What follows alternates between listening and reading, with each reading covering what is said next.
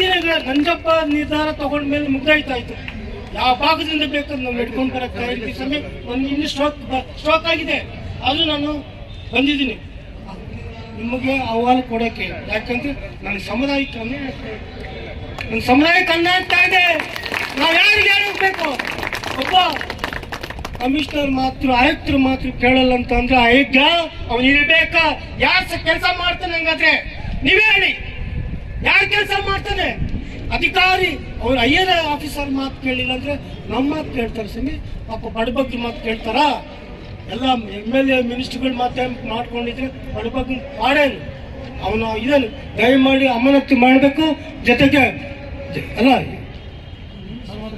ಜೊತೆಗೆ ಸಾಹೇಬ್ರಿಗೆ ಗಮನಕ್ಕೆ ತರಬೇಕು. ಗಮನಕ್ಕೆ ತಂದು ರೀಜನಲ್ ಕಮಿಷನರ್ ಸಾಹೇಬರು ಮತ್ತು ಸೆಕ್ರೆಟರಿ ಸಾಹೇಬರು, ತಾವು ಸೆಕ್ರೆಟರಿ ಸಾಹೇಬರು ಕೂತ್ಕೊಂಡು ನಿರ್ಧಾರ ಮಾಡಿ, ಯಾಕೆಂದರೆ ಅಪ್ರೂವಲ್ ಆಗಿದೆ, ನಮ್ಗೆ ಹ್ಯಾಂಡ್ ಓವರ್ ಮಾಡಬೇಕು ಅಷ್ಟೇ. ಜೊತೆಗೆ ಕನ್ನಡ ನಾವು ಒಂದು ರಿಟ್ ಹಾಕಿದ್ವಿ, ವಿದ್ಯಾಸಂಸ್ಥೆಗೆ ಕೊಡಬೇಕು ಅಂತೇಳಿ ಎಲ್ಲ ಅಧಿಕಾರಿಗಳೆಲ್ಲ ಇದರಿಂದ ಬೆಂಗಳೂರು ನಗರ ಜಿಲ್ಲೆ ಆನೇಕಲ್ ತಾವರೆಕೆರೆ ಹೋಬಳಿಯಿಂದ ಬೆಂಗಳೂರು ದಕ್ಷಿಣ ತಾಲೂಕು ವರದಿ ಹೋಗಿ 2009ರಲ್ಲಿ ಹೋಗಿದ್ದು.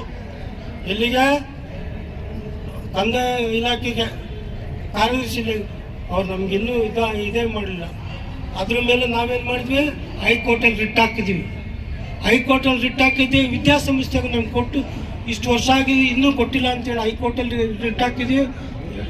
2025ರಲ್ಲಿ ನಮ್ಗೆ ಆದೇಶ ಆಗಿದೆ. ಅದು ನೇರವಾಗಿ ಬೆಂಗಳೂರು ನಗರ ಜಿಲ್ಲಾಧಿಕಾರಿಗಳಿಗೆ ಮತ್ತು ತಹಸೀಲ್ದಾರ್ ಅವರಿಗೆ ನೇರವಾಗಿ 4 ತಿಂಗಳ ಒಳಗಡೆ ಇದು ಅವ್ರು ಹ್ಯಾಂಡ್ ಓವರ್ ಮಾಡಬೇಕಂತ ಆದೇಶ ಮಾಡಬೇಕಂತ ಕೊಟ್ಟಿದ್ದಾರೆ. ಅದನ್ನು ಸಾಹೇಬರು ಗಮನಕ್ಕೆ ತಂದಿದ್ವಿ. ಅದು ಬೇಗ ಆಗ್ಬೇಕು ಸರ್. ಆದೇಶ ದೇವದಾಸ್ ಸಾಹೇಬರು ಮಾಡಿದ್ದು, ಜಸ್ಟಿಸ್ ದೇವದಾಸ್ ಸಾಹೇಬರು ಖಡಕ್ಕಾಗಿ ಆದೇಶ ಮಾಡಿದ್ದಾರೆ. ಎಲ್ಲಿ ಮಿಸ್ಕಂಗಿಲ್ಲ. ಅದು ಮಾಡಲಿಲ್ಲ ಅಂದ್ರೆ ನಾವು ತಿರ್ಗಾ ಅದನ್ನ ವಿರುದ್ಧ ಹೊರಟು ಅಲ್ಲಿಂದ ಕಾಲ್ನಡಿಗೆ ಜಾತ ಬರ್ತೀವಿ. ನಾವು ಅದನ್ನು ಮಾಡ್ತೀವಿ ನಾವು.